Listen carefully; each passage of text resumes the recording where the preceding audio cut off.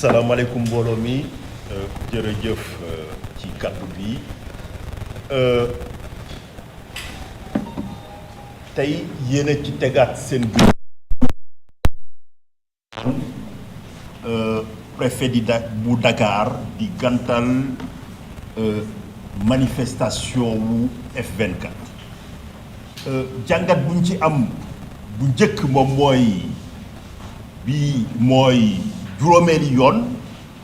te daanaka saa yoo ko jëlee maanaam li nga xam ne moom la ñuy avancé daanaka mën nañ jàpp ni copier-coller la maanaam motif yi nga xam ne moom la ñuy avancé moom mooy risque de trouble à l'ordre public mais aussi et surtout moom mooy li ñuy wax entrave à la libre circulation mbir mi du dara Macky Sall dafa taxaw ci tànk continuer nërmeel liberté yi ak démocratie fii ci Sénégal yàgg naa ko wax tey boo ko jàppee lu tax ñu gën a taxaw pour salfaañee liberté de manifestation bi parce que dafa nekk benn liberté bi nga xam ne mën nañ jàpp ni ci démocratie bu taxaw moom mooy ndeyu liberté yi parce que ci liberté de manifester yi ci ngay mën a wone sa liberté d'expression ci ngay mën a wone say opinion politique yàgg naa ko wax Macky Sall day woote jàmm mais doxul jàmm tey décision bi da koy biral ndam préfet moo ko signé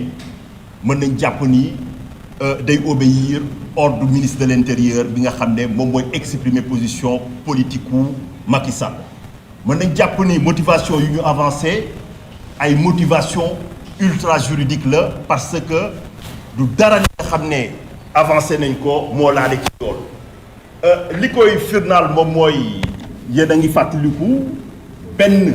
ci bañ yi nga xam ne bañaloon nañu ci manifestation yi mbirum tabaski la ñu wax ne ñu Sénégalais yi dañu nekk ci waajtaayu tabaski et que dañu génn ci ay événements bu ñu ñëwaatee di organiser maanaam dañuy gàllankoor waajtaayu tabaski bi mais tabaski nañu ba génn ci màggal di jub gàmmu ñu ñuy servir même motivation yi loolu tey lu muy dévoiler rek moom mooy ñoom maanaam loolu lay la woon pour ñoom beneen bi ci tegu moom mooy entrave à la libre circulation entrave à la libre circulation yàgg naa ko wax moom mooy tey manifestation bu nar a am ci benn bërëb bi nga xam ne même ñun membre F24 ngir ñu accéder fa dañ ñu nar a filtrer parce que day am ay barrières maanaam loolu nekkul manifestation bi nga xam ne day déplacé wu loolu tey lu muy firndaal du dara lu dul que Macky Sall ndaam annoncé nañu dafay dem mais taxaw na tem ngir nërmeel démocratie loolu nag du dara lu dul acte de provocation stratégie politique la moom mooy cokkaas tapas ak tegi tànk ci kaw nit ñi ba finalement ñu mën a réagir bu ñu réagiree li nga xam ne moom la wax ci discours 3 juillet bi da koy wax na ko nee na pare na pour dem mais dana continuer avec fermeté di maintenir ordre bi tey Sénégal est-ce que xel mën na daj raisonnablement que ñu jógee ci événement bu toy nii màggal coow jibu fa dara amul ñu ne tey ñun dañu mën a exprimer wu mu ne du fi amee loolu lu muy wane moom mooy risque de trouble à l'ordre public yi c'est pas quelque chose d'avéré d'une certaine manière parce que lu koy firnaal aussi moom mooy interdiction bi passé attaqué waa FRAPP attaqué nañu ko de la Cour suprême comme lu ñuy wax ci olof ku wax feeñ mémoire en défense bi nga xam ne moom la agence judiciaire de l'État produire mooy dévoiler parce que foofu lu ñuy wax moom mooy dañu génnoon ci ay événements et pourtant Saa Wolof wax na ko sànq mbir mi daanaka mbirum liberté de manifester bi jarul sax ngay nekk juriste pour mën ci ardu parce que dafa nekk droit bi nga xam ne constitution moo ñu ko garantir et que bu waxee risque de trouble à l'ordre public risque bi dafa war a nekk lu réel maanaam li nga xam ne mën na am et même à supposer que mën na am maanaam dañuy xool est-ce que tey mën nañu substituer maanaam itinéraire wala jël ay yeneen matuwaay wala est-ce que ñun état wu Sénégal am na capacité bu amoon ay débordement mu gérer ko loolu tey lépp mat na donc mbir mi du dara maanaam jaay doole la fu may tëjee moom mooy waa F24 wax nañu ko ba tey ñu ngi continuer maintenir benn posture bi nga xam ne moom mooy posture républicaine démocratique bi nga xam ne dañu koy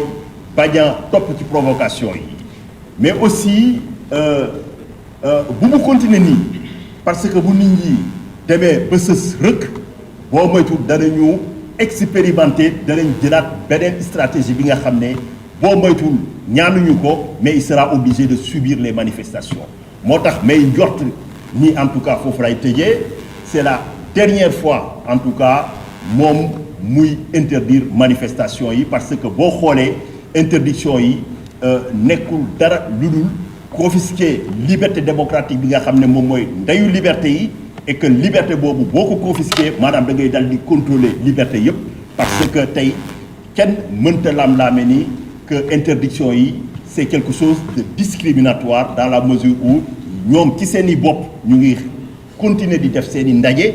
di def ci seen i xeetu événement mais événement politique bi nga xam ne moom la F24 parce que xam na ne opinion yi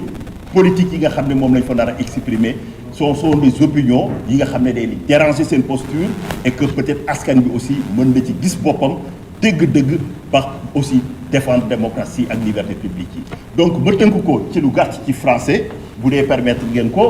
moom mooy première observation bi nga qu'on peut faire effectivement concernant cette interdiction, la 5e interdiction si je ne me trompe pas,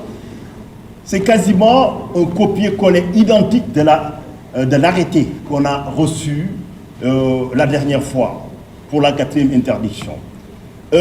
Les motifs n'ont pas changé. Risque à l'ordre public, de troubles à l'ordre public et entrave à la libre circulation. On n'a pas vraiment besoin de rappeler qu'il ne suffit pas seulement pour le préfet donc d'invoquer le risque de troubles à l'ordre public. La notion de risque en telle est insuffisante pour justifier une interdiction de manifester. Ça, ils le savent mieux que nous. Et la notion d'entrave n'est pas pertinente pour une manifestation qui n'est pas itinérante, qui est statique, qui devait se tenir dans un lieu clos parce que la place où devait se tenir la manifestation est une place close où même pour les participants, les leaders du F24, pour y accéder, il va falloir qu'ils fassent effectivement l'objet d'un contrôle. Donc tout cela dévoile une politique. C'est une posture délibérée de Macky Sall de poser des actes de provocation en confisquant la mère des libertés publiques qui est le droit de manifester. Parce que de l'exercice de ce droit découle la liberté d'expression, la liberté d'opinion, mais aussi la participation aux affaires publiques. À ce rythme, moi, j'ose espérer, en tout cas, je crois fortement que Macky Sall n'est pas dans une logique d'organiser des élections pour 2024, pour la bonne et simple raison que du moment où aucune activité politique ne peut être autorisée, alors qu'on est à quelques encablures du démarrage de la supposée collecte des parrainages, peut-on raisonnablement croire que dans ce climat politique, effectivement, on peut s'acheminer vers des élections donc en février? Moi, je ne le crois pas. En plus de cela, maintenant, comment va-t-on élire un président sans pouvoir faire campagne ni tenir une manifestation politique? Donc, ça n'a pas de sens. Moi, je suis convaincu, effectivement, que Macky Sall appelle à la paix, mais il pose des actes de nature, effectivement, à semer la discorde et à créer des tensions artificielles. Il est heureux que les leaders du F24, en tout cas, aient continué jusqu'à ce matin à maintenir cette posture effectivement républicaine et démocratique, mais en même temps, comme on dit, tout excès devient risible parce qu'à force effectivement de persévérer, malheureusement, le régime risque, s'il ne se ressaisit pas, de suivre les manifestations. Et je rappelle, pour terminer, au préfet, et au ministre de l'Intérieur et au président Macky Sall qu'en démocratie,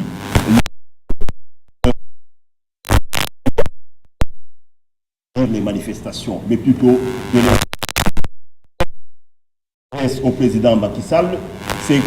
le 18-19 septembre, la plénière de l'Assemblée générale des Nations Unies. Pour la dernière fois, en tant que président de la République du Sénégal, Macky Sall va monter pour s'adresser au monde entier et parler certainement de droits de l'homme et de démocratie. J'ose espérer qu'avant d'y aller, quand même, il va y aller avec la conscience tranquille et surtout pouvoir se mettre en adéquation au moment où il va prononcer son discours et regarder ses pairs du monde entier, les yeux dans les yeux, et parler de démocratie et de liberté publique. Et pour cela, il va falloir qu'il accepte de se... Parce que s'il continue à démocratique au Sénégal, mais les Sénégalais n'auront autre possibilité effectivement que de s'inviter à l'Assemblée générale des Nations Unies, devant les Nations Unies, pour montrer à la face du monde effectivement qu'il y a un hiatus, un fossé, un monde entre le discours que Macky Sall va prononcer et la réalité démocratique. Et j'ose espérer effectivement que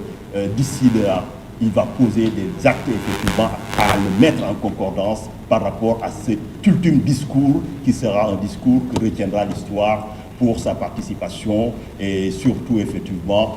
sa présidence à la tête du Sénégal. Merci pour votre attention.